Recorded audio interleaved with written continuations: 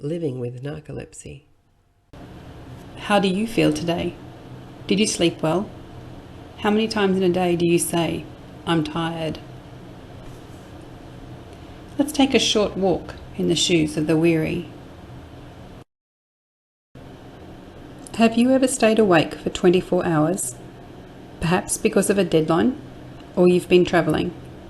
How did you feel when you had to stay awake for 24 hours? What if it was 2 days later and you still haven't slept? It's now Wednesday morning and you've had no sleep. How would you feel after 48 hours without sleep? How would your eyes feel? Your stomach? Your mind? Would you be able to think clearly? How would you feel emotionally? What if you got out of bed on Monday morning and just could not sleep? How would you feel by Thursday morning? You've not been able to lie down and enjoy a long, deep, undisturbed sleep for 3 days. People living with narcolepsy learn to live with this level of weariness. They hope for the days when they'll feel they've been awake for 48 hours, but some days it's more like 72 hours without sleep. How would you feel?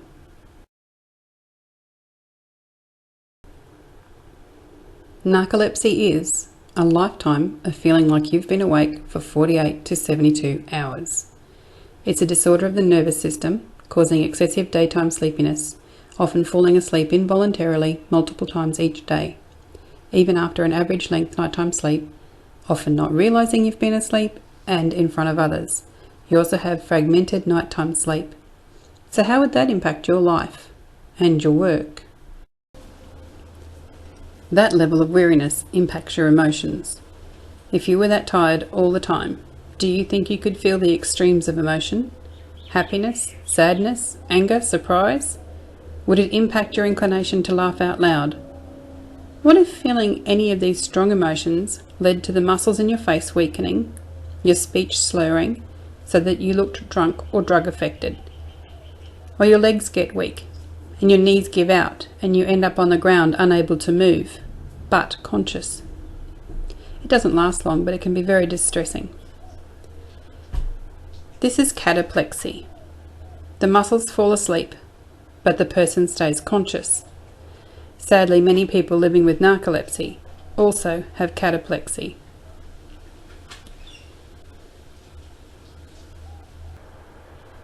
People living with narcolepsy learn to avoid extreme emotions. How would that impact your day, your life, or your love life? In order to understand narcolepsy, we have to talk a little about sleep. Most of us take falling to sleep for granted. It takes us on average about 15 minutes to fall asleep at night, and we move through sleep patterns of REM and non-REM. REM sleep is where the brain is most active when we experience dreams, often vivid and bizarre. It's also where our muscles in our legs and arms are temporarily paralysed as a barrier to us acting out our dreams. Deep, restful sleep happens in the non-REM. Most healthy people begin in non-REM sleep and will cycle through to REM sleep, and this will happen multiple times in a night.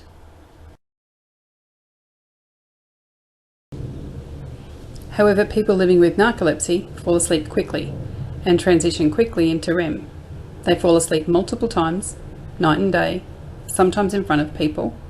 They frequently wake with very clear memories and emotions from vivid cinematic dreams. Remember, strong emotions can trigger cataplexy, so this is often not pleasant. As you drift off to sleep or you wake up, have you ever thought you heard or saw someone in the room? These hallucinations can be quite frightening, but it's perfectly normal. The problem is that people with narcolepsy can experience these multiple times each day. Sleep paralysis is where you are awake but unable to move. It can happen after a very short sleep. Sometimes they don't even realize they've been asleep but experience the paralysis. Luckily, it's short-lived, but again, often happens in front of people. Narcolepsy is invisible. Most people know someone with diabetes, heart disease, epilepsy, or cancer. They may even know a bit about the diseases. Most people know nothing about narcolepsy and don't know anyone who has it. Consequently, there's a lack of understanding and empathy for those who live with this disease. In fact, people make comedy skits about falling asleep inappropriately and everyone laughs. Or people say things like, "How lovely, you get to sleep all day." The lack of understanding is staggering. In fact, narcolepsy can be dangerous. People living with narcolepsy are often not allowed to drive, or they're allowed to drive on restricted licenses once their medication is stabilised. Cataplexy can result in hard falls, bruises, cuts, etc. And even if it hurts, they can't rub it or address it until their body wakes up and they can move again. International travel is also complicated, as they must travel with some very serious medication. Narcolepsy is genetic. No one did anything wrong. It isn't a consequence of poor decisions, but may be the consequence of a head injury. However, you need not have any history of narcolepsy in your family. Anyone can get narcolepsy. About 1 in 2,000 people is living with narcolepsy. Narcolepsy presents at all ages. Narcolepsy often presents during adolescence, which makes diagnosis particularly difficult. Young people manage increasing study and often work commitments. Their body clock alters as they progress through puberty, and there's an acceptance that teenagers sleep a lot. However, excessive sleepiness must be investigated. If an otherwise healthy teenager is falling asleep on the way to and from school, if they just can't stay awake in class, they may take on a glassy or faraway look and not remember what just happened. It's not necessarily because they're ignoring you. They may have had a sleep episode. They may react strangely when emotional, but remember, not all people with narcolepsy have cataplexy. Please seek advice and persist if you are not satisfied. People have a poor understanding of narcolepsy and are often willing to accept that a teenager is just acting out or wanting extra attention. It's a parent's role to get informed and educate others. Children often have little influence when they come up against school policy or poorly informed teachers. Teens living with narcolepsy will fall asleep in class. They will look vacant from time to time as they experience sleep episodes. The teachers simply cannot take this personally, any more than they would if a child had an epileptic seizure in their class. Schools must allow the teen to take their medications when they are due, regardless of whether it's break time, just as they would for a child with diabetes. More respectful and progressive schools make a rest space available for their students. Often a 30-minute sleep will allow them to finish the day and concentrate. They can also be allowed more flexibility with due dates and can be given more time to sit their exams, just like other children living with a chronic life-changing disease. There isn't a cure for narcolepsy yet, but we are forever hopeful. Funding for research is desperately required to find better solutions for people living with narcolepsy. GPs know very little about narcolepsy.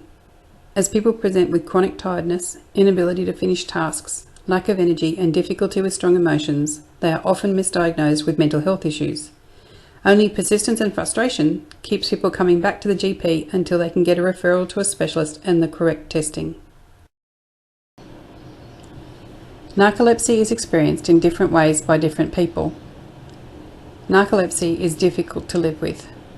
However, some people manage to hold down full-time jobs, hobbies, voluntary work, tertiary studies, grow healthy and happy families, and continue with their lives, while others are in wheelchairs or on disability pensions. The treatments available in Australia are limited by government import restrictions. Many people in the USA enjoy a much better quality of life due to access to drugs Australia will not allow in the country due to fear of criminal misuse, despite the good the drugs would do for people living with narcolepsy. The benefits would far outweigh the risk. So people in Australia live through a series of trial and error decisions regarding drug choice and dose.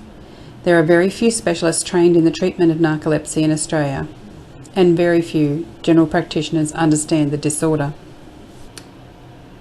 People living with narcolepsy are intelligent, courageous, passionate, enthusiastic, otherwise healthy people who live with a chronic lifelong disease and have learned to appreciate all that life has to offer.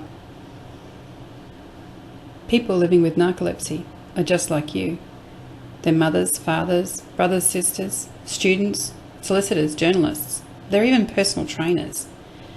You'll never know if someone is living with narcolepsy unless they confide in you.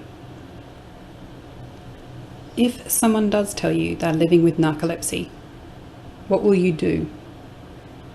Hopefully, you now understand about narcolepsy, but it would be so much better if you remembered how it would feel to live in their place. And next time you say you're tired, we'll try to be patient with you.